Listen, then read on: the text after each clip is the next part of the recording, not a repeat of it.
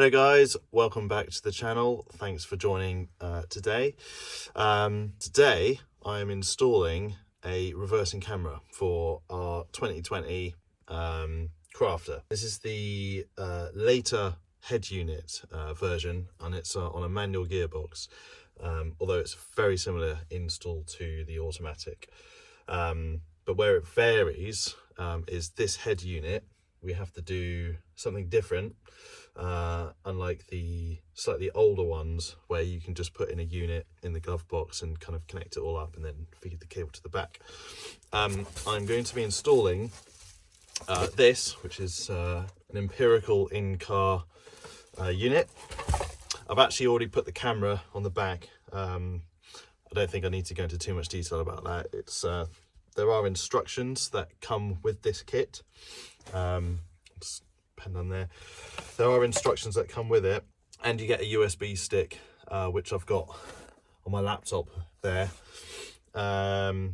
So that is quite easy to follow, and it comes with images and a video. But there's the slightly tricky bit, which I'm a little bit apprehensive about, if I'm honest, is installing this little additional chipboard, which is it's got a little ribbon, and you have to separate the screen from the back of the head unit and then connect this into a very specific place, otherwise you potentially blow the screen. And then this connects into the intelligent parking assist system, sort of an additional module, and this will sit in the glove box. And then you've got all these other gubbins and cables and bits and pieces you've got to connect all together, and then feed the reverse camera line through the pillar up and over into the cab area, and then connect it to the camera. I'm just going to show you what I've done to the camera, and then we'll come back to getting this installed. So as you can see, this is as far as I've got with the build so far. Picked up a spare set of seats yesterday. I've done the first stage of insulation, but the camera, there's the camera up there. So it's quite easy actually, this bit, although you have got to cut a hole. So you pop out this light first of all. Oh, my hands are a bit cold, and this door's about to slam. Oh, there we go. So those clips up there, what I did, those clips there, there's 4 of them. You see down there, I just use a screwdriver just to poke in here, angle them out one by one, and then push the brake light up and out.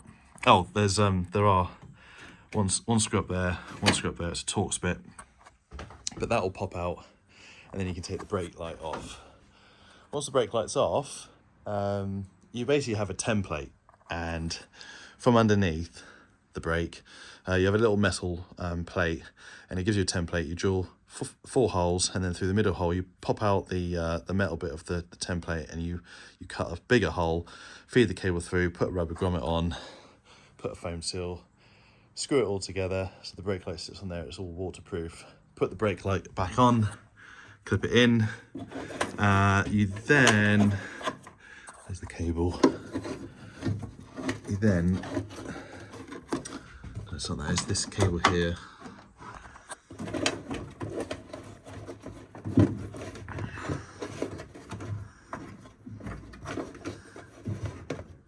Where's the cable gone? I've got it now. Nope. Ah, there it is. It's this cable here. This cable, you can see, it connects to there, and then it feeds all the way along, up and over, and down in through there. But I'll be sorting that out in a minute. So that's the brake light. Now let's get on with the head unit. So I'll just use this little plastic trim tool to get rid of this plastic. So you just poke it in there, work your way around real slowly, don't need to force it, and this bit literally just pops out. To get the head unit, you actually need some of these little keys, which I got off Amazon for a couple of quid. There's 4 points, 1, 2, 3 and 4. Slot them in, head unit should pop out.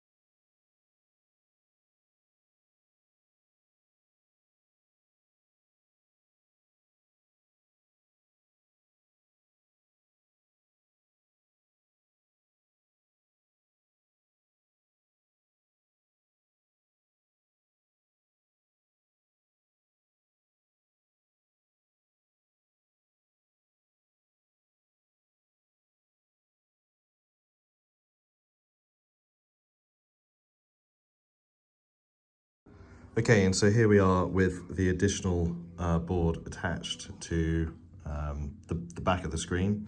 It's a little bit of a fiddle, but effectively you are disconnecting the ribbon that goes into here, connecting on the board into this ribbon, then it had into there, and then this additional ribbon connects back into there. So effectively it's like I guess it's like a piggyback. So the signal going into here, I don't actually know what it does, to be honest, don't ask me that, but this additional board then it's got sticky back double-sided tape, just gets stuck down. You just got to be really careful with the actual positioning. So the photos, pay particular attention to the photos that come with the instructions, just to make sure it's all lined up. You're not going to compress this bit too much. It's not covering any capacitors or any other fragile components.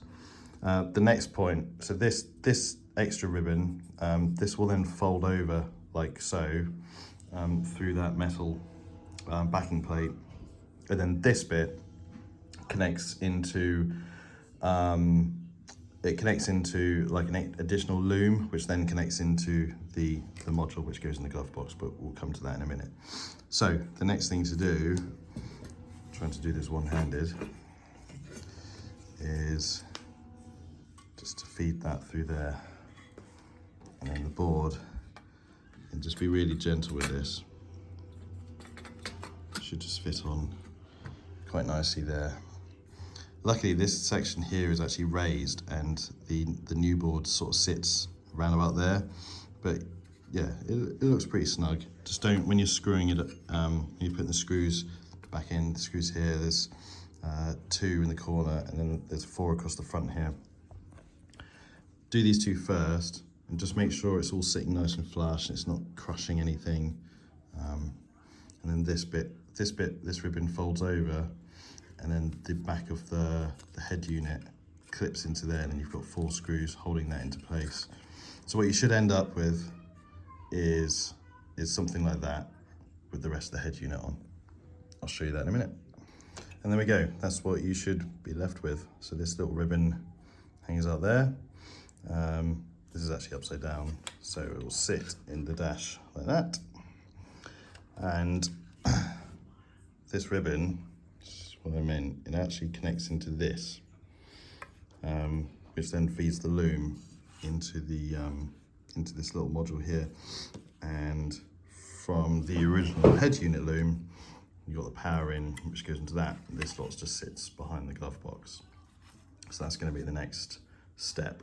But we need to put that back in. Actually, no, sorry, we need to feed some additional looms into the back, then feed this through into the glove box, add that into the glove box, connect it all together, and then we need to run some cables, connect them up, and plug into the back of the camera. Okay, so this is the extension loom, which I've connected to the original loom, which is there. It just comes all in the box. On top of that is this little loom here, which you can basically stuff your hand down the back there and kind of down and round, and that will come through the glove box, which, as you can see, comes out here. So this will go in the back of the module, this goes to the camera, and this white one we will then need to feed along through here, out the back there, and get it up into the A pillar where we tap into another cable there. I'll show you that in a minute. But for now, let's get this module in as well. So, as you'll see here, this is what this bit needs to go back up into this area, so then that can be connected to the head unit. So in fact, let's do that bit first. Okay, so there we go. This is the connector for the ribbon cable. This is the connector for the back of the head unit, and then we've got radio and a few other bits and pieces that will be connected to the head unit once we get back to that. And then the glove box. So this is the module. We've got power in, and we've got a little flashy light. If you can see that. it was flashing. Yeah, it's now stopped. But anyway, this will hopefully get the right angle. I'll just zip tie it up there so it's out of the way, and then we can crack on with the rest of it. I think I might call it a day for right now because it's pretty cold, and we'll finish this tomorrow morning.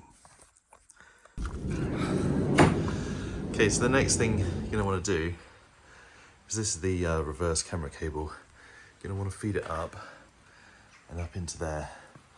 There's a bit of a hole, and if you tuck your hand in there, it'll basically drop out through there.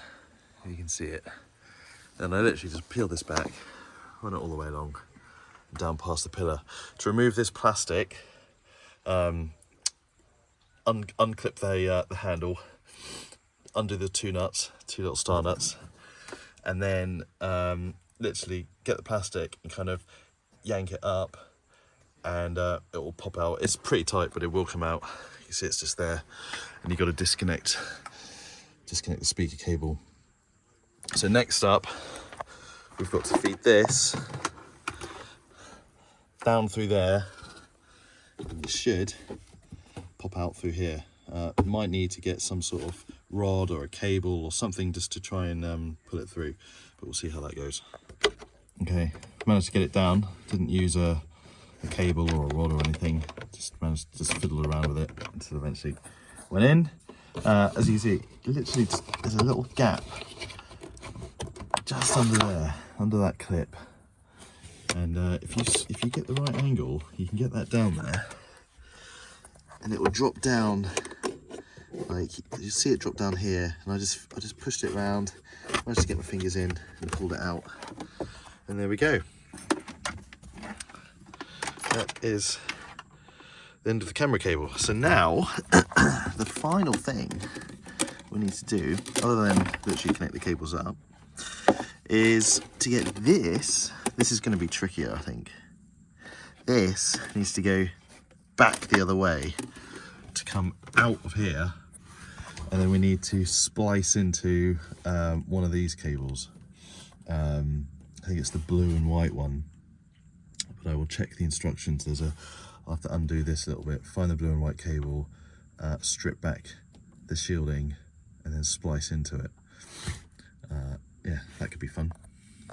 Okay, yeah, for this one, I've had to feed this iPhone lightning cable down through the same route, attach it onto there with some electrical tape, and then I should just be able to put it through gently. There it is. Tidy. We just need to connect it into there. And there we go. This is the signal cable, and we've spliced it into I'm guessing this is the reverse feed light cable, and that's what triggers the camera, I believe. So that's now spliced in. I'm going to tape that up, put some insulation tape, or the soft stuff, put some of this around there just to tidy all that up. I've already zip tied the actual camera video feed cable, so that's all zip tied and nice and tidy. So yeah, take that up, tuck that away, and then we can test the system. Okay, stick the key in, turn the ignition on. Yep. And basically put it into reverse, and there we go. Camera is working. Take it out. Look at that.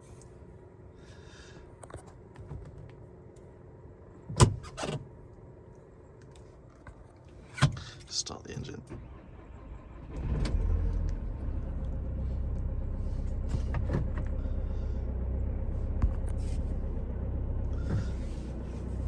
Yeah, when you turn the steering wheel, the angle also changes.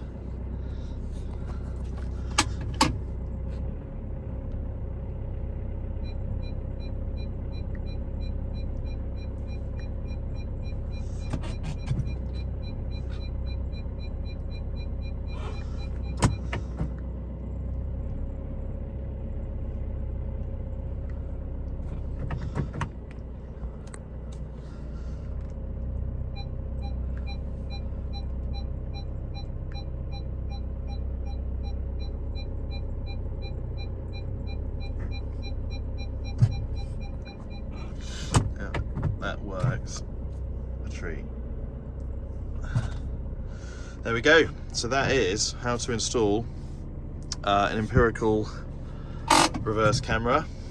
Happy with that. Now I've just got to put this trim back together, tidy the cables, put all that away, and we are done. If you like this video, please like and subscribe.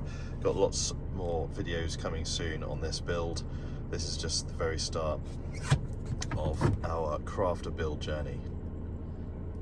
Cheers guys.